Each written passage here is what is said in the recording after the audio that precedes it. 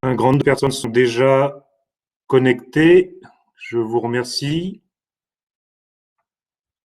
Nous sommes aujourd'hui, on avait à peu près 100, 146, 145 inscrits à ce webinaire. Donc, merci à tous pour votre intérêt envers cette initiative de Tenerdis.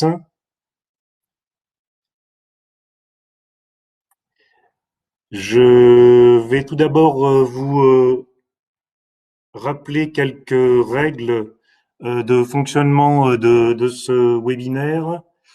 On se réservera 15 minutes pour les questions à la fin de cet exposé en ligne donc et en salle. Mes collègues qui nous aident dans la logistique de ce webinaire vont m'aider à, à regrouper aussi toutes les questions de sorte que on puisse ne pas avoir de recoupement entre les questions, mais essayer de répondre le plus efficacement possible. Et puis, s'il reste des questions auxquelles nous n'aurions pas répondu, nous y répondrons ensuite par mail. Pour poser une question dans le chat, donc vous avez le petit encart en bas à droite de votre écran. Si c'est un chat normal, c'est le petit pictogramme commentaire. Et si c'est une question, donc il faut appuyer sur le, le pictogramme avec le point d'interrogation. Et si vous avez des soucis techniques, n'hésitez pas aussi à utiliser le chat.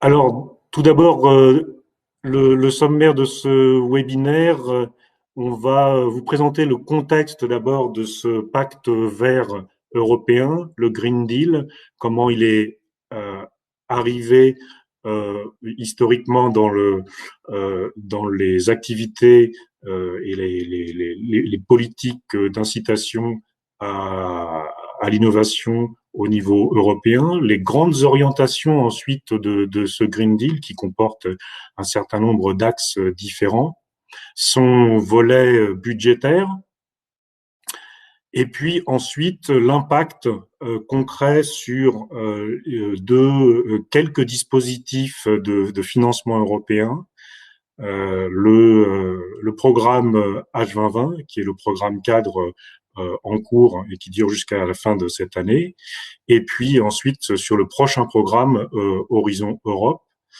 et enfin l'impact sur d'autres outils de financement tels l'impact qu'on connaît aujourd'hui avec notamment les deux outils EIC Accelerator et le programme LIFE. Alors, je vais démarrer tout de suite par une toute petite enquête qui va apparaître devant vous et vous pouvez y répondre assez rapidement. On regardera les résultats. Quel est votre niveau de connaissance du Green Deal européen? Donc, soit j'en ai juste entendu parler, je sais qu'il existe des opportunités, mais je ne les connais pas encore, ou j'ai déjà identifié un guichet auquel je vais candidater. Je vois les réponses apparaître au fur et à mesure. A priori, nous avons 91 personnes connectées aujourd'hui. 67%. Encore un petit effort et nous arriverons aux 91.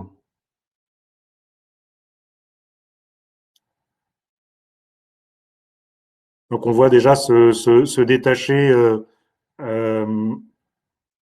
une réponse principale qui montre donc qu'il y a la plupart des gens ont entendu un petit peu parler de ce Green Deal et savent qu'il y a des opportunités, mais ne les connaissent pas encore.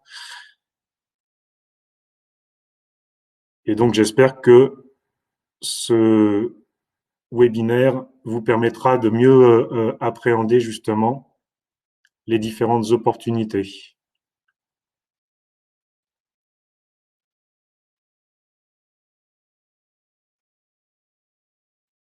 Alors, nous avons 70% de votants. Je vais pas non plus passer trop de temps sur l'enquête. Voilà, donc je pense que le message qui est derrière cette enquête, hein, c'est de vous détailler ces opportunités et puis ensuite de vous montrer comment vous pourrez avoir le support notamment de Tenerdis et de tout votre écosystème, bien sûr, pour vous aider à profiter de ces différentes opportunités. Merci à tous pour avoir participé à ce petit vote.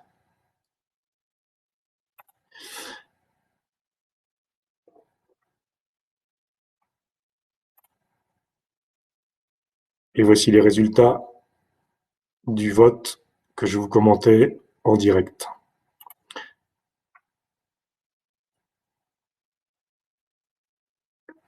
Je reprends donc le cours de ma présentation. Je suis donc Laurent Thibaudot, je suis responsable des projets européens au sein de l'équipe Tenerdis et j'aurai le plaisir aujourd'hui aussi de faire intervenir Marie-Cécile Barras, qui est point de contact national H2020 et Horizon Europe, donc spécialiste de toutes les questions liées au domaine de l'énergie dans ce programme CAD H2020 et dans le futur programme Horizon Europe.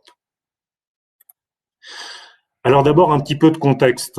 Ce pacte vert européen, il fait suite à à des initiatives qui ont commencé il y a un certain temps au niveau de la Commission. Alors on va pas remonter aux origines de l'histoire, mais dans l'histoire récente en fait, après l'accord de Paris en 2015, la Commission a beaucoup travaillé sur l'initiative de l'ambition en fait de devenir neutre pour le climat à l'horizon 2050 et donc a dévoilé en novembre 2018 sa première vision pour cette neutralité climatique. Cette ambition, elle a été et son objectif ont été approuvés par le Parlement en 2019, en mars 2019. Et ensuite, à la fin de l'année 2019, la nouvelle commission, donc von der Leyen, a détaillé et présenté ce Green Deal, Pacte vert pour l'Europe, le 11 décembre 2019. Pacte vert qui a été, avec ses objectifs, hein, qui ont été entérinés à leur tour par le Conseil européen.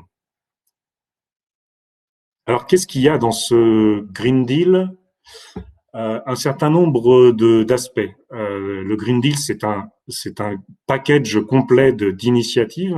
On a d'abord des objectifs qui sont donc tous liés à cette ambition de devenir climatiquement neutre pour 2030 et 2050, avec un renforcement de ces objectifs, des objectifs aussi au niveau de l'environnement, de la pollution et de la toxicité des différentes activités humaines envers l'environnement, et puis des objectifs liés à la préservation de la biodiversité et des écosystèmes. Ces objectifs, ils se déclinent ensuite dans des secteurs cibles. Donc, on a 5 grands secteurs cibles, dont 4 qui sont fortement en lien avec les activités de Tenerdis. Ce sont ceux pour lesquels j'ai mis le petit logo Tenerdis juste à côté du cadre rouge. Donc dans ces secteurs cibles, on a d'abord effectivement l'énergie, une énergie propre, abordable et sûre.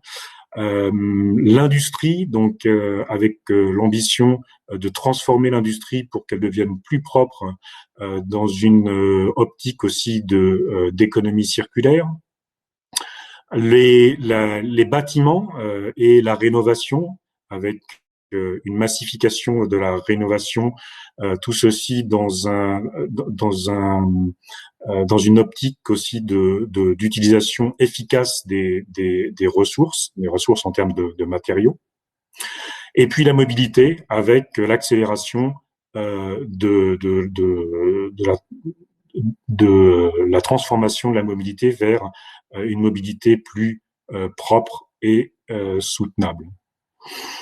Et puis enfin un dernier secteur cible qui nous concerne moins mais qui est tout aussi important, farm to fork, c'est-à-dire ce qu'on pourrait en français traduire par de la ferme à l'assiette plutôt qu'à la fourchette, et qui est vraiment lié lui à tout ce qui concerne l'agronomie, l'agri, le secteur agricole et l'alimentation. Avec ces objectifs, on a évidemment un cadre financier qui vient soutenir les différentes initiatives, donc que je détaillerai par la suite. Et ce cadre financier, notamment, il a vraiment été conçu dans une vision inclusive. Donc c'est le petit cadre qui s'appelle Leave No One Behind. Donc avec un mécanisme que la Commission appelle un mécanisme de transition juste, dont l'objectif est de faire en sorte que les États membres de la Commission, enfin de l'Union européenne, ne soient pas les États membres les plus en retard sur les différentes initiatives ou moins riches que d'autres, ne soient pas délaissés pour compte dans cette transition globale.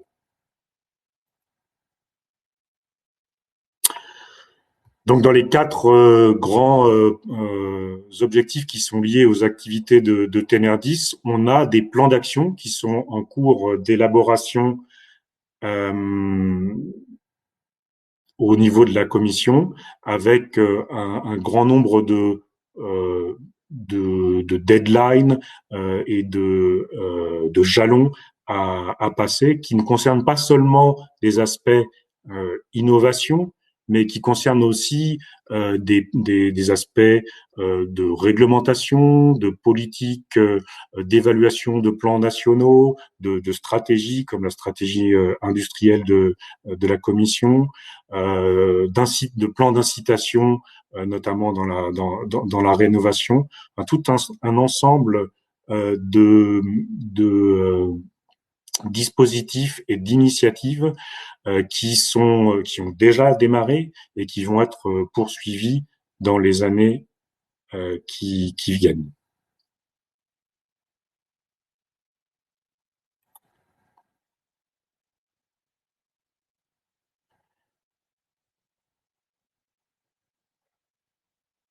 Sur ce volet financier, quelques grandes lignes déjà. Ce volet financier, évidemment, c'est d'abord financé avec la mobilisation d'au moins 1 000 milliards d'euros d'investissement durable pour les 10 prochaines années, avec l'ambition d'allouer au minimum 25% du budget global de l'Union européenne au financement d'objectifs climatiques. Alors, au travers des différentes initiatives et aussi au travers de plusieurs programmes européens qu'on vous détaillera par la suite. C'est aussi ce plan d'investissement des initiatives qui consistent à faciliter le déblocage et la réorientation des investissements, qu'ils soient publics ou privés, et c'est aussi fournir un soutien pratique, notamment envers les différentes parties prenantes de tous ces plans, pour que ces investissements soient plus faciles et puissent être planifiés dans le cadre des différentes activités.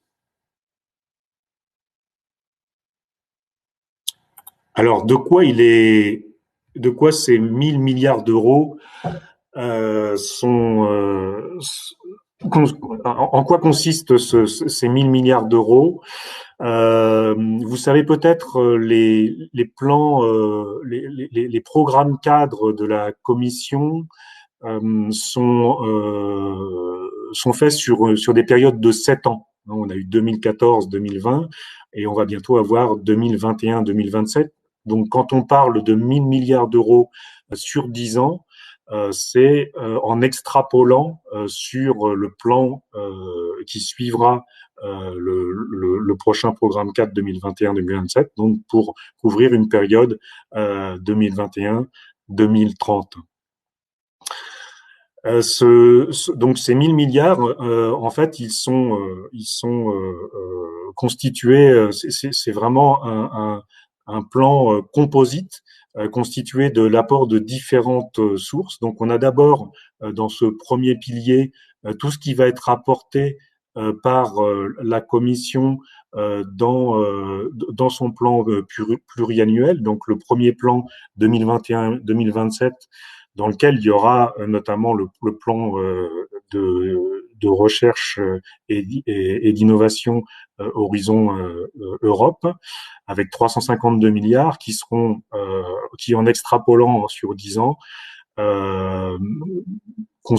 donc constituent un premier pilier de 500 milliards. On a ensuite un deuxième pilier qui est formé du programme InvestEU, donc notamment tout ce qui va être actionné et opéré par la Banque européenne d'investissement en faisant des effets de levier également sur des investissements publics et privés avec 279 milliards. On a aussi du cofinancement des États membres, bien sûr, et puis un pilier qui sera apporté par les recettes du marché carbone. On a également, comme je le signalais tout à l'heure, un mécanisme dit de transition juste, donc pour aider les États membres qui seraient un petit peu à la traîne au niveau de ces différentes initiatives. Et ce mécanisme de transition juste, il va aller puiser dans les trois premiers piliers, notamment sur le premier avec du financement provenant de la Commission et qui va arriver dans ce plan de transition juste au travers des fonds de cohésion des régions, donc et notamment de fonds de type FEDER. Une partie de financement provenant du plan InvestEU de la Banque européenne d'investissement, et puis une partie aussi de cofinancement des États, à laquelle va s'ajouter aussi 7,5 milliards apportés directement par l'Union européenne, ce qui formera donc ce fonds de transition juste de 100 milliards pour la prochaine période 2021-2027, qui deviendra, en extrapolant, 143 milliards pour les 10 prochaines années. Voilà, donc tous ces différents piliers, ces différents apports, c'est ce qui forme ce montant global de 1000 milliards d'euros dont vous avez peut-être déjà entendu parler. On entend facilement parler des gros chiffres hein, dans les annonces, donc pour ce Green Deal.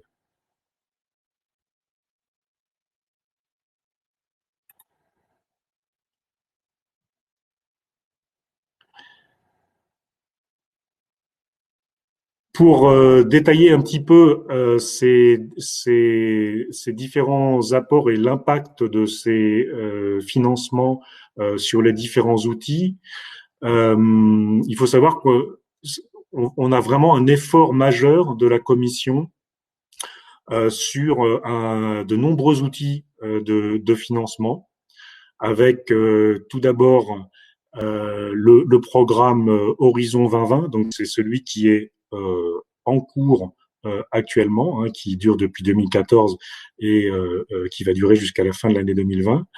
Sur ce programme Horizon 2020, on va avoir un appel à projets supplémentaires avec un financement d'environ 1 milliard d'euros qui sera donc consacré aux priorités listées dans le pacte vert et dont on va vous parler par la suite et qui viendra donc en plus de la dotation actuelle de 1,35 milliard d'euros qui a été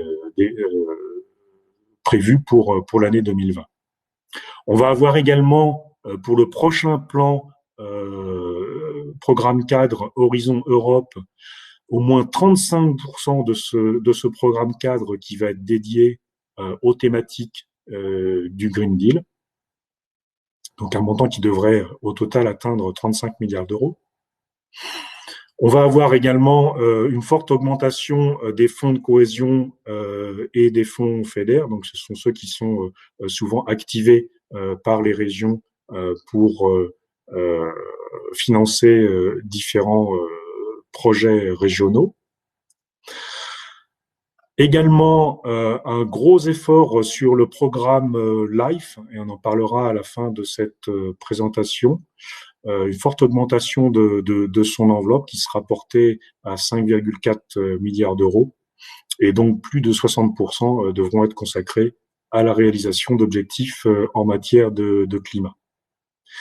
Et enfin aussi un effort important sur un programme qui s'appelle CEF, donc c'est Connecting Europe Facility, un programme dont l'objectif est de faciliter les infrastructures d'interconnexion en Europe, infrastructures de transport, infrastructures d'énergie, infrastructures numériques, qui donc devront respecter les priorités du Green Deal et pourront donc actionner un certain nombre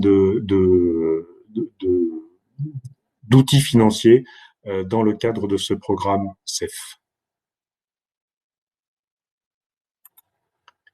Je vais maintenant laisser la parole à Marie-Cécile Barras pour vous présenter donc les impacts de ce programme Green Deal sur les priorités et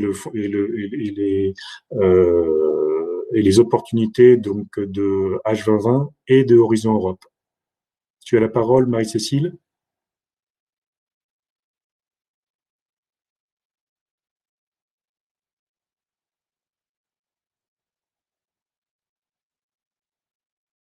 Marie-Cécile, on ne t'entend pas?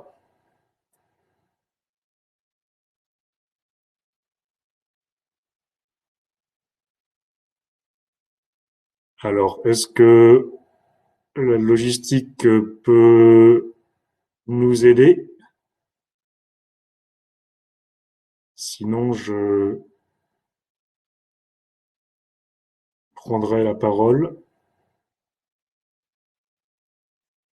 Evan, est-ce que tu peux aider Marie-Cécile?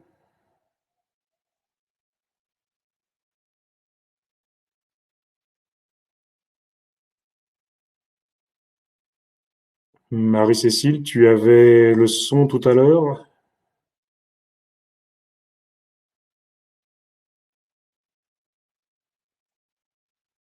Alors, je vais prendre la main sur cette partie, Marie-Cécile, si jamais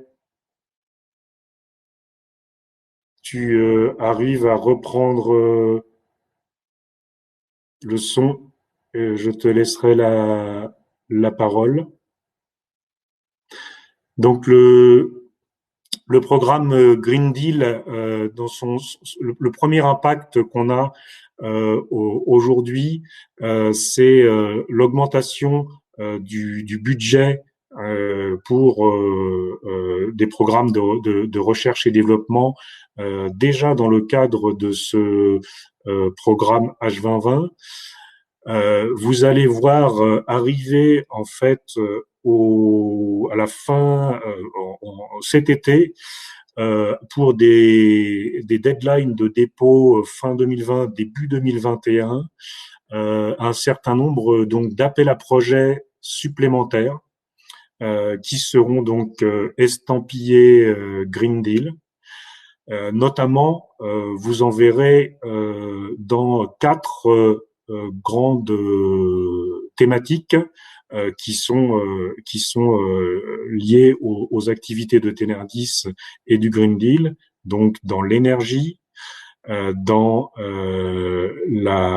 l'industrie, dans les bâtiments et la rénovation énergétique, et enfin dans la mobilité. Voilà, donc on a sur cet appel Green Deal 8 thématiques en tout, 4 qui concernent des activités qui nous relient tous aujourd'hui dans ces 4 thématiques. C'est l'idée de la commission au niveau de cet appel à projet, c'est essentiellement, c'est pas de faire beaucoup de projets, mais plutôt des projets très impactants. Donc, ce seront très certainement des appels à projets pour des projets assez volumineux, avec des gros budgets qui pourront être alloués par la commission. Un nombre de sujets donc d'appels à projets relativement réduit. Aujourd'hui, la commission compte en générer en gros entre 16 et 18 pour les 8 thématiques que vous voyez sur cette slide. Ce qui veut dire que c'est en gros deux sujets différents pour chaque thématique. Alors dans la thématique énergie, donc tous les sujets aujourd'hui sont en cours d'élaboration. On note aujourd'hui dans les différents documents qui circulent entre les différents États membres et les personnes qui sont chargées donc de finaliser ces sujets d'appel à projet. Un thème sur l'énergie qui semble avoir la faveur de la commission, c'est l'éolien offshore. On aura aussi certainement de l'hydrogène. Sur la mobilité, on a également deux thèmes importants qui semblent être poussés par la commission, qui concernent les aéroports et les ports. Donc la mobilité au sens de la commission, c'est vraiment très large, hein, ça concerne tous les moyens de transport. Donc voilà deux thèmes en particulier, et puis d'autres thèmes donc qui sont en cours de développement. Dès que nous aurons suffisamment d'informations fiables, évidemment les différents appels à projets seront détaillés au fur et à mesure sur le site de Tenerdis, comme on l'a fait déjà pour les différents appels H2020. Donc 1 milliard d'euros supplémentaires pour ces appels Green Deal de H2020, deux appels à projets par grande thématique. Pour ce qui nous concerne, ça fera en gros 8 appels à projets, et retenir que ce seront très certainement des gros projets avec probablement un fort accent sur la démonstration et un volet impact très important en termes de sélection des projets. Laurent, est-ce que tu peux m'entendre là? Oui, c'est Marie-Cécile. Oui. Oui, nous t'entendons. Eh Bon, bien, désolée, je suis vraiment et là, on ne t'entend plus par contre. Écoute, Marie-Cécile, dès que le son revient, tu peux reprendre la parole. Alors, j'ai coupé la caméra, est-ce que vous m'entendez mieux? Oui, tout à fait, là, ça marche. Très bien. Bon, bah alors on va faire, je vais faire sans la caméra pour avoir un peu plus de bande passante. Bah, je suis vraiment désolée. Bonjour à tous. Vraiment désolée pour ce petit contretemps. Merci Laurent d'avoir assuré du coup la présentation. J'ai dû me reconnecter. Je ne sais pas, Laurent, si du coup tu as J'ai- parlé un petit peu Oui, du calendrier prévisionnel. j'ai parlé du calendrier prévisionnel pour spécifier que les appels à projets seront générés probablement cet été et que les deadlines de dépôt Voilà. seront donc début 2021. Oui, tout à fait. Donc simplement pour compléter donc ce document, cette structure donc du pacte vert et a été dévoilée enfin par la Commission dans un programme dans un document de travail qu'elle a envoyé donc aux États membres début mars et la France a fait part de ses suggestions et de ses modifications éventuelles donc sur ce document fin mars. Et elle a également, donc la France a également fait des propositions de sujets thématiques dans chaque grand domaine, sachant, comme tu l'as déjà indiqué, qu'on aura environ 1 à 2 appels thématiques par grand domaine. Voilà. Et les sujets que la France a proposés donc sont également issus des travaux qui sont réalisés au sein des différents groupes thématiques nationaux à partir justement des remontées des acteurs français. Voilà, je crois que tu as tout dit. Merci pour le nouvel appel Green Deal dans le cadre d'Horizon Europe. Et puis, eh bien, ensuite, après Horizon Europe, pardon, Horizon 2020, excusez-moi, qui doit se terminer donc à la fin de cette année, fin 2020, nous allons avoir Horizon Europe, donc le nouveau programme cadre qui Marie-Cécile? couvrira la période donc 2021-2027 et qui devrait consacrer, comme Laurent l'a indiqué précédemment, pas moins donc de 35% de son budget à des activités liées au Green Deal. Marie-Cécile, est-ce que vous m'entendez? Donc, Oui, oui, Ouais. oui, allô, nous Juste, oui, t'entendons, Evan. il y a un problème de son apparemment. Tout le vous monde n'entend pas m'entendez? Marie-Cécile. Tout le monde n'entend pas Marie-Cécile depuis tout à l'heure sur le chat. Il y a eu plusieurs personnes qui ne l'entendent pas. Donc c'est problématique. Voilà, Laurent, tu peux m'entendre? Oui, moi j'entends Marie-Cécile, oui. Oui, oui. et Très bien, apparemment, elle d'accord. ne m'entend pas. Donc, la structure, Marie-Cécile? oui. Marie-Cécile, excuse-moi, apparemment un certain nombre de personnes ne t'entendent pas, euh, Bah, ou pas toujours en tout cas. alors, je pense que c'est peut-être le mieux que tu prennes le relais alors. Evan, je prends le relais. Je vais prendre le relais. Ils disent ne pas pouvoir l'entendre. Donc désolé pour les problématiques, hein. Oui, je crois qu'on est tous de toute façon à batailler pour la bande passante dans les différents endroits où on travaille. Euh, Écoutez, je vais continuer. Et puis Marie-Cécile, si jamais tu as une intervention particulière, tu prends la parole et je retranscrirai si ça pose des problèmes. Donc ce programme cadre Horizon Europe, c'est celui qui va faire suite au programme cadre actuel Horizon 2020.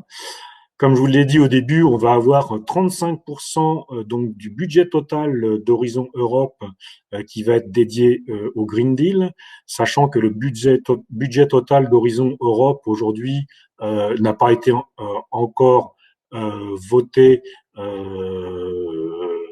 de façon finale par les différentes instances européennes, mais qu'en gros, il va se situer entre 100 et 120 milliards d'euros. Voilà, donc 35% qui seront dédiés au Green Deal. La structure de Horizon Europe, elle est, on va dire, sensiblement la même que celle de Horizon 2020, avec 3 grands piliers. Le premier pilier, Excellent Science, est vraiment réservé aux activités de... Evan, j'ai perdu mes slides là. Donc le premier pilier est réservé au... Merci Evan. Le premier pilier donc est réservé aux activités de recherche, on va dire fondamentales, donc qui s'adressent plutôt aux académiques avec différentes activités vraiment dédiées au monde académique. Le deuxième pilier, lui, regroupe ce que la Commission a appelé des challenges globaux et européens pour la compétitivité de l'Europe. Et donc, on retrouve pour nous concernant un cluster, c'est le 5e, qui s'appelle climat, énergie et mobilité. Donc, dans ce cluster, on retrouve en gros toutes les thématiques qui sont liées à la transition énergétique et avec ses liens avec la mobilité. On retrouvera certainement aussi de l'énergie dans le cluster numéro 4, digital, industrie et espace, notamment pour les aspects donc digital et industrie, avec derrière l'efficacité énergétique, industrie 4.0 et autres sujets connexes.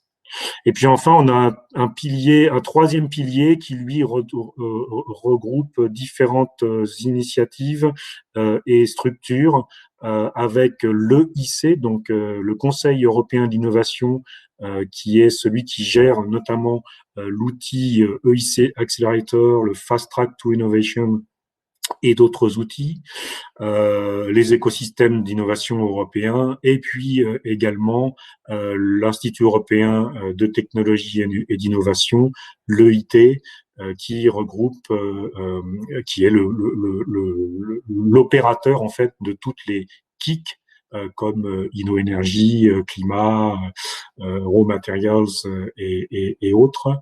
Donc, ces trois grandes structures sont regroupées dans le pilier 3 Europe innovante. Et puis, on a des activités transverses, hein, évidemment, dans ce plan, comme on en avait sur le plan H2020. Alors quelques mots aujourd'hui sur le contenu des calls qui sont encore en discussion et qui seront publiés au dernier trimestre de l'année 2020.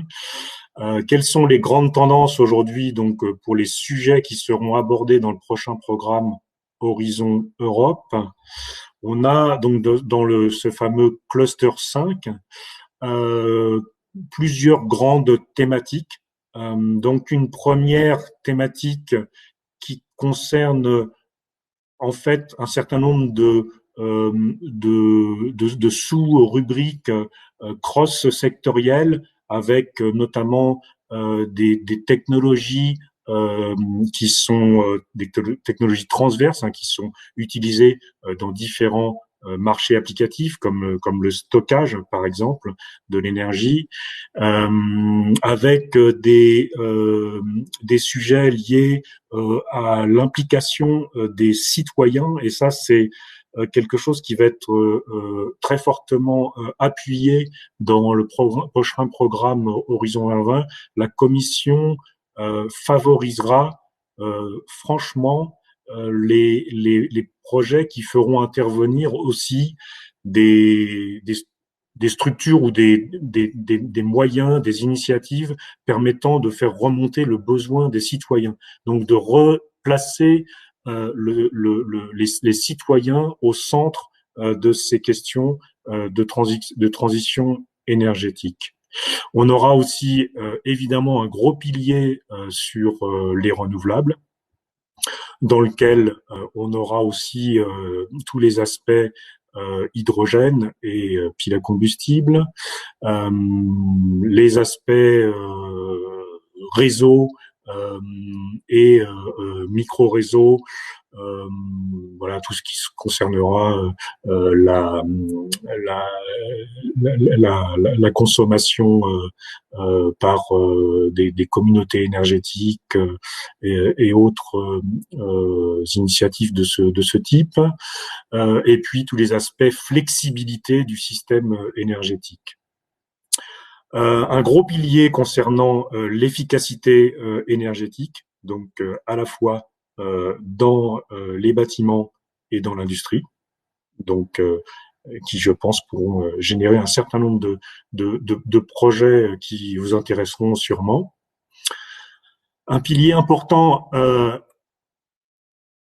également donc sur le transport, et comme je le disais tout à l'heure, le transport pour la Commission, ce sont tous les moyens de transport, du rail à l'aviation, en passant par les transports fluviaux et maritimes, et évidemment les transports individuels.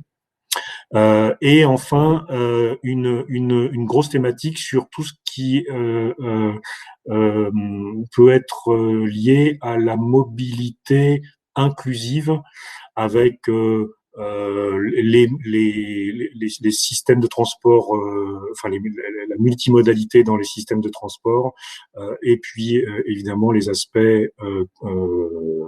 véhicules connectés et automatisation des systèmes de transport. Voilà, donc une grande variété de sujets qui seront abordés dans Horizon Europe, et qui vous seront présentés évidemment dès qu'ils seront connus. Alors, on avait un tout petit sondage à vous proposer justement à propos de Horizon 2020. Est-ce que tu peux me donner la main sur les sondages? Merci, Evan. Voilà. Vous devez, je pense, le voir.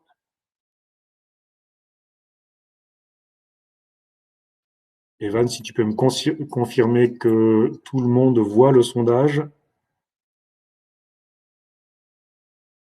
Je n'en suis pas certain. Sur chacune des questions. Tu m'entends, Laurent? Oui, je t'entends. Ok, bah il y a des gens, les gens répondent, il n'y a pas de souci. D'accord. Par contre, je ne vois plus moi-même les questions. Ah, tu ne vois pas les questions, c'est bizarre. Euh, Parce que j'ai pris la main, je pense, c'est pour ça. D'accord. Euh, Tu On me dis laisse. quand on coupe. Là, pour le moment, on est à 66 répondants, 67 sur 107. D'accord. Ouais, c'est bon, tout le monde le voit. Franchement, les gens le voient, y a pas de souci. Les résultats, vous pourrez les voir une fois dès que le vote sera terminé. Je le mettrai, je le ferai afficher. Très bien. Bon, le temps avance, donc je pense que tu peux couper O- le sondage Ok, très bien. Donc, on a 73 répondants. et me redonner la main sur la présentation, s'il te plaît. Hop, Merci. je vais partager les résultats. Si tu veux voir Merci. les résultats et les commenter, après je te laisse Voilà, reprendre. donc partager entre des personnes qui ont participé déjà à un projet H2020 et pas participé, donc on a un certain équilibre. Par contre, un intérêt marqué sur les opportunités de Horizon 2020 Green Deal et Horizon Europe. Merci à vous. Si tu peux me donner la main maintenant, merci Evan. Euh, Je passe maintenant à deux outils qui concrètement vont bénéficier d'un coup de pouce, d'un effort important de par la Commission, avec en premier lieu donc ce qui s'appelait avant le SME Instrument, qui aujourd'hui s'appelle EIC Accelerator. Donc il s'agit de la deadline du 19 mai prochain, qui est entièrement dédié Green Deal, avec quatre thématiques qui sont les quatre thématiques dont je vous ai déjà parlé: énergie, industrie, bâtiment, rénovation et mobilité. 300 millions d'euros qui seront dédiés à cette deadline. En gros, la commission prévoit de sélectionner 120 projets à peu près sur cette deadline. Ce sera très probablement assez compétitif, mais j'insiste pour vous encourager à présenter des projets dans le cadre de cet appel à projet Green Deal EIC Accelerator, car vous avez ici une opportunité très intéressante. Je vous rappelle quelques caractéristiques de cet outil. Cet outil qui est détaillé sur le site internet de Tenerdis, bien sûr. Il s'adresse aux PME innovantes. Il est mono-partenaire, hein, donc il s'adresse vraiment à des PME qui répondent seules à cet appel à projet. La proposition est vraiment centrée sur un business plan, donc un business plan qui est à présenter à la sauce EIC Accelerator, c'est-à-dire avec un plan et une façon de le présenter qui est vraiment cadré par la commission. Donc il est important de se faire aider par les différentes structures que votre écosystème peut vous apporter, hein, que ce soit les pôles de compétitivité, les aides dans les différentes régions, dont celle de la région Auvergne-Rhône-Alpes avec l'agence Auvergne-Rhône-Alpes Entreprises, les aides des représentants de Enterprise Europe Network, enfin tout votre écosystème avec différentes portes d'entrée que vous pouvez actionner pour vous aider pour répondre à cet appel à projet. Deux possibilités de financement dans cet outil, soit sous forme de subvention, soit sous forme de subvention et de prise de participation. Donc on peut aller jusqu'à 2,5 millions d'euros de financement sous forme de subvention, avec un taux de financement de 70%, ce qui représenterait donc en gros 3,5 millions d'euros de volume budgétaire pour un projet. Et demander également, dans le cadre de ce que la commission appelle le financement mixte, demander une composante en prise de participation qui, elle, peut aller jusqu'à des montants beaucoup plus importants, jusqu'à 15 millions d'euros. Donc ça, c'est à choisir lorsque vous présentez votre dossier. Évidemment, tout dépend de votre stratégie et je vous invite à nous contacter pour vraiment aller creuser par rapport à votre stratégie si cet outil est vraiment adapté aujourd'hui au stade de développement de votre société. On sera sur des projets relativement courts, entre 12 et 24 mois, et en termes de maturité de technologie, sur des maturités allant d'un TRL 5-6 jusqu'à 8 pour les activités qui vont bénéficier de la subvention, et sur des TRL à partir de 9, hein, c'est-à-dire vraiment orientés activités commerciales et de déploiement, de scale-up de la société pour les activités qui bénéficieront de la composante capitaux propres que propose la Commission. Voilà, donc encore une fois, cet outil, il est bien détaillé sur le site de Tenerdis et je vous invite à le consulter et à nous contacter pour de plus amples renseignements. Maintenant, deux mots sur le programme LIFE. Ce programme LIFE existe depuis très longtemps au sein de la Commission européenne. Ça fait presque 30 ans qu'il existe.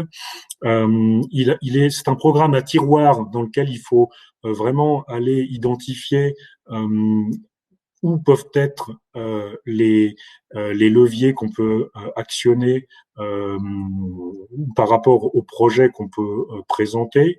On a notamment, vous concernant les activités des membres de Tenerdis ou des PME qui sont liés à la transition énergétique, un volet dit Action Climat dans ce programme LIFE, qui va être donc fortement aidé en termes de budget.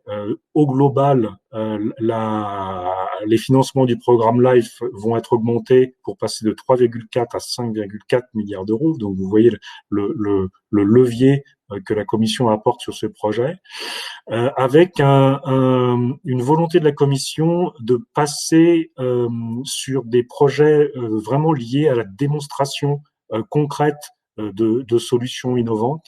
Et notamment, on voit cette idée de la Commission d'utiliser notamment les résultats de programmes qui ont eu lieu ou qui ont encore lieu dans le cadre de projets Horizon 2020 de recherche et d'investissement pour les transformer en programmes de démonstration et de mise en application sur le terrain. Donc, ce programme-là, il peut être vu comme un outil d'aide à la démonstration de solutions innovantes qui auront été mises en œuvre dans le cadre du programme H2020.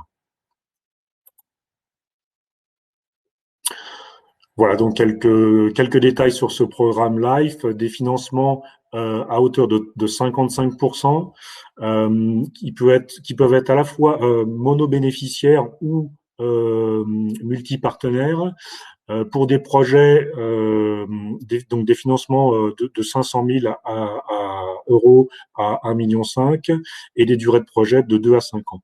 On insiste fortement sur le fait que ce programme ne finance pas de travaux de recherche, hein, donc ça veut dire que effectivement, il doit prendre la suite de projets H2020. Il est très adapté au financement de démonstrateurs concrets et il ne finance pas non plus de grosses infrastructures, évidemment, puisque avec des enveloppes autour de 1 million d'euros, on peut pas aller sur des très grosses infrastructures. Il y a donc un appel à projet qui vient d'être ouvert le 2 avril pour une clôture le 6 octobre, notamment donc pour cette action climat, atténuation du changement climatique, adaptation au changement climatique et notamment pour vous des projets de type démonstrateur ou pilote qui peuvent être très bien adaptés pour les différentes solutions que vous aurez ou que vous avez déjà mises en œuvre et qui nécessitent une démonstration concrète sur site. Je précise donc il y avait hier au ministère de la Transition énergétique et solidaire un webinaire qui était proposé pour présenter ce programme. Je pense que sur le site du ministère, vous pourrez trouver des informations. Vous en avez également sur le site de Tenerdis. Et j'en profite aussi pour vous annoncer que la commission donc a prévu en ligne, encore une fois, une journée d'information et de networking autour de ce programme LIFE et le lien pour aller s'inscrire à cet événement est fourni sur cette slide. Donc n'hésitez pas à l'activer. J'ai terminé cette présentation. Je voudrais juste, si je peux, activer. Où est-ce que tu peux le faire, Evan, le dernier petit sondage, voilà, concernant l'EIC Accelerator et l'appel à projet LIFE. Si vous êtes intéressé, si vous avez déjà des idées, voilà un petit sondage pour connaître votre niveau d'intérêt sur ces deux projets, sur ces deux appels à projets, pardon. Et pendant que les gens terminent de répondre, je pense que je peux vous laisser la main et éventuellement à Nathalie si elle a réussi à regrouper quelques questions auxquelles nous pourrons répondre, donc moi-même et Marie-Cécile, si elle arrive à reprendre le son.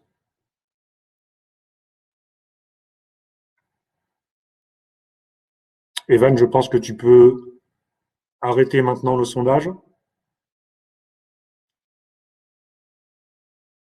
Merci.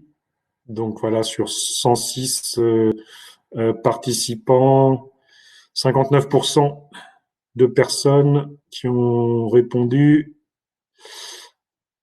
20% intéressés par le IC Accelerator, 27% intéressés par les projets LIFE.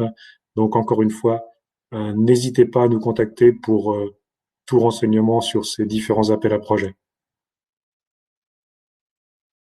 Je vous laisse la main pour les questions. Evan, si tu m'entends, ou Nathalie. Je vois une première question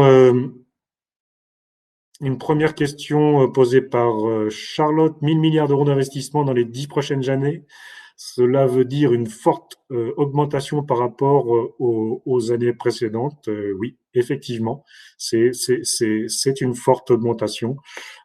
Et donc, c'est une forte augmentation, pas seulement sur les dispositifs de type Horizon 2020 et Horizon Europe, mais aussi sur les autres outils d'investissement et également sur d'autres initiatives, qu'elles soient sous l'aspect régulation, facilitation pour activer les investissements publics et privés. Les axes environnement et énergie des FEDER sont-ils compris dans cette enveloppe ou viennent-ils en complément? Ils sont compris dans cette enveloppe. Alors, l'Innovation Fund, bien sûr, continue à exister et il y a des appels à projets qui vont être lancés dans le cadre de l'Innovation Fund. Donc, oui, bien sûr, il existe toujours et il est fortement encouragé. Là, je suis désolé pour Blandine, mais les RUP, je ne sais pas ce que c'est. Donc, si vous pouvez préciser votre question, j'essaierai d'y répondre.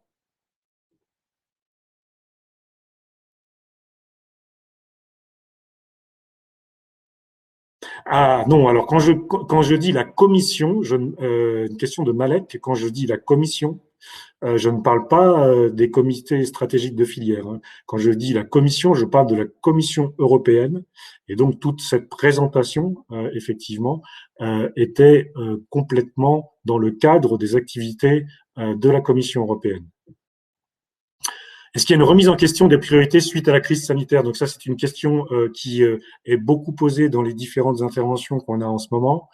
Écoutez, aujourd'hui, ces budgets sont des budgets soit qui ont été votés, soit qui sont en cours de vote. Effectivement, il y a aussi un gros effort par la Commission pour lancer des initiatives à la fois en termes d'innovation et de développement sur la lutte contre le Covid-19.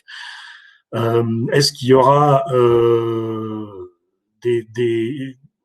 est-ce que globalement ce budget est mis en danger? Je ne peux pas vous répondre aujourd'hui. Je pense que tout le monde a bien compris, et pas seulement en Europe, l'importance de cette transition énergétique et de l'impact global sur l'environnement des différentes activités humaines et éventuellement de son lien avec l'apparition de maladies comme celles qu'on voit aujourd'hui. Donc, peut-être qu'il y aura un impact, pas sûr, mais il y aura certainement beaucoup de remises en question des budgets de la Commission au niveau global. Juste avant que tu continues sur les questions, Laurent, vu qu'il est midi et que certains sont en train de se déconnecter, je voulais juste expliquer que les slides sont disponibles en téléchargement. Il vous suffit de cliquer sur tableau d'événements, fichier partagé et vous pouvez télécharger les slides ici. Voilà, c'est avant que les gens partent et puissent nous redemander par mail après. Vous pouvez les télécharger dès maintenant. Voilà, je te laisse terminer. Désolé. Merci, Evan. Pour ce nouvel appel Green Deal, quels sujets ont été poussés par la France? Une question de Karim. Alors, je peux pas vous les détailler aujourd'hui parce que personnellement, je ne les connais pas tous et c'est en fait en cours de validation. Comme je vous disais aujourd'hui, on a des drafts proposés par la Commission avec des idées de sujets, hein, ce que je vous mentionnais tout à l'heure. Les différents États membres réagissent sur ces drafts et les différentes structures d'innovation et écosystèmes essayent aussi de donner leur avis, notamment les pôles de compétitivité. Donc, on pousse un certain nombre de sujets qui, bien évidemment, on essaie de se faire la voix de nos adhérents. Donc, chaque pôle de compétitivité essaye de pousser des sujets qu'il a estimés être importants dans ses différentes interactions avec ses adhérents. Quelle est la complémentarité entre les calls Green Deal et Horizon 2020? Donc, effectivement, les calls Green Deal sont des nouveaux calls. Donc, il n'y aura pas de superposition entre ces calls et les calls Horizon 2020 hein, avec de nouveaux budgets. Le niveau de maturité et de financement, alors lui, par contre, on peut s'attendre à ce que on soit sur encore une fois, sur des projets vraiment au stade de démonstration et d'implémentation. La Commission insiste de plus en plus hein, sur des projets à fort impact et à fort impact à moyen terme.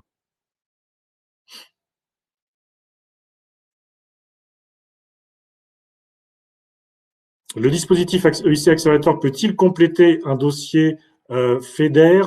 Alors, éventuellement, ce qui est important de regarder, bien sûr, c'est de faire attention qu'on ne demande pas à la Commission de financer deux fois les mêmes actions, puisque ça, c'est évidemment interdit, mais sur des actions complémentaires, bien sûr. Life est-il réservé à des PME? Pas seulement. Life est un programme très ouvert et comme je le disais tout à l'heure, avec beaucoup de tiroirs différents. Donc, non, c'est pas seulement réservé aux PME. Le taux de succès moyen du programme Life, j'avoue que je ne le connais pas de façon exacte. Je pense, par contre, qu'il est plus important que sur les projets H2020 et Horizon Europe, où là, on est sur des taux de succès, on va dire entre 15 et 20%. Sur Life, on est très certainement plus haut. Quelle articulation entre la demande accrue de démonstration dans H2020 et le programme Life, qui est consacré à la démo? Alors, effectivement, on peut y voir un peu un recouvrement. Moi, je considère que c'est plus une opportunité de combler un peu un manque qu'on avait sur la facilité de financer des démonstrateurs. Est-ce qu'il y aura d'autres appels UC Accelerator d'ici la fin de l'année? Oui. Il y aura une dernière deadline après celle du 19 mai. Vous en avez une dernière au mois de octobre. Efficacité énergétique pour les industriels, est-ce qu'on doit s'attendre à de nouveaux appels autres que ceux disponibles via l'ADEME? Bien sûr, oui, oui.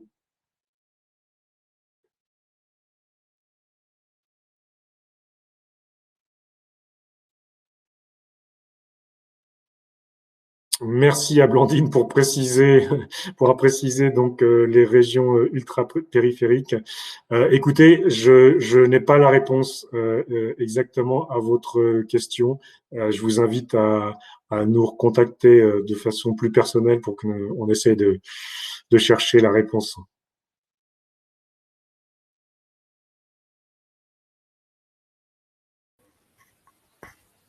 Oui, C'est Nathalie. Je pense qu'on a fait Nathalie. le tour des.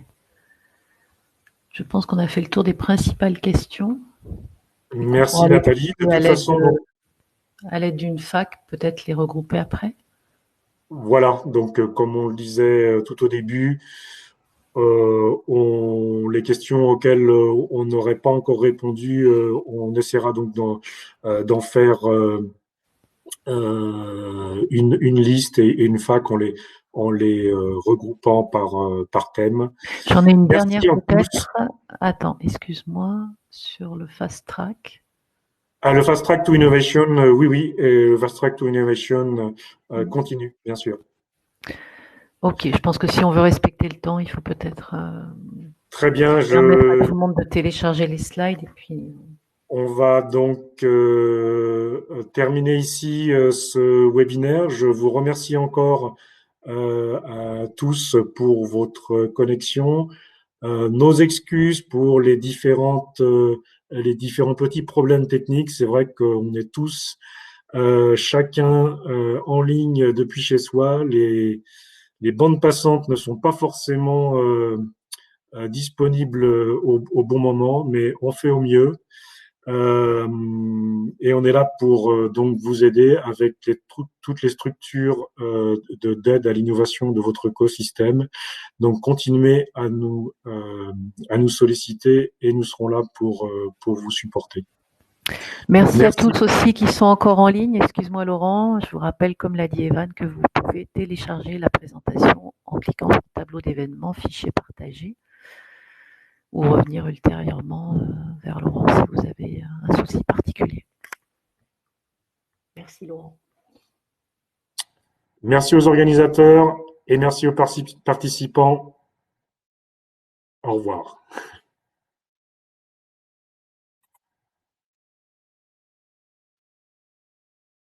Evan, je ne sais pas si l'événement Laisse 5 minutes est aux terminé. dernières personnes qui veulent télécharger éventuellement. Tu coupes juste ta caméra et je couperai moi-même tout à l'heure. Pas de souci. Bien. Merci à tous.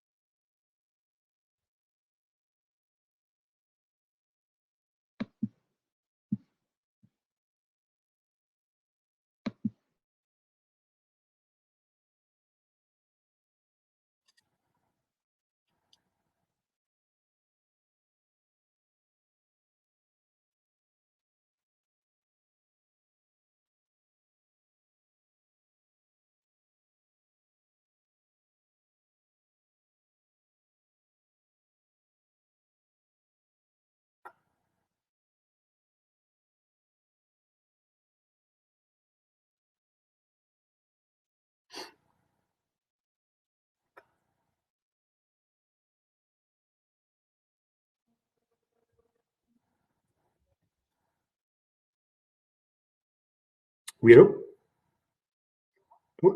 Oui, bonjour.